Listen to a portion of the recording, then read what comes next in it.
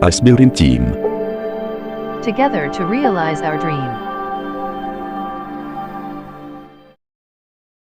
Forming an optical section of the crystalline lens is an important part of the eye care professional's role, and by doing this, they can determine if the lens is clear and hasn't been affected by, for example, cataract.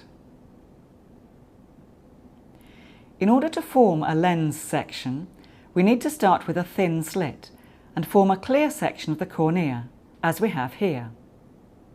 Once we've achieved this, we will be able to see the lens out of focus within the pupil.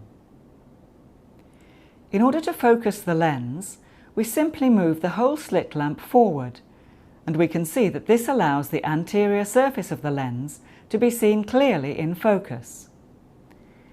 In this instance, we can see the capsule, which is the very leftmost bright band, followed by a dark band, and then another bright band, which is the epithelium of the lens, and then a dullish band, which is the cortex of the lens. Moving the slit lamp forward further still, we allow the nucleus of the lens to be focused. We can see here that in this young patient this is nice and clear, as it is optically empty and appears black. We can push the slit lamp further forward again to see the posterior parts of the lens, and we can see that these are coming into focus here.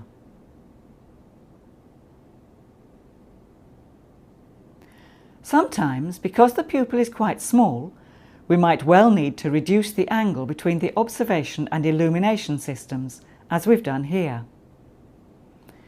We can see that the posterior parts of the lens are now clearly in focus. What we've achieved here is essentially to observe the crystalline lens as if slicing through it with light. So the illumination system in the first instance hits the capsule, and the light scatter there allows visualization of the anterior capsule. Then it continues through, and should there be something optically unclear in the nucleus of the lens, such as a nuclear cataract, that will also be observed as bright relative to the dark background. And then finally we'll hit the posterior part of the lens to see the posterior capsule.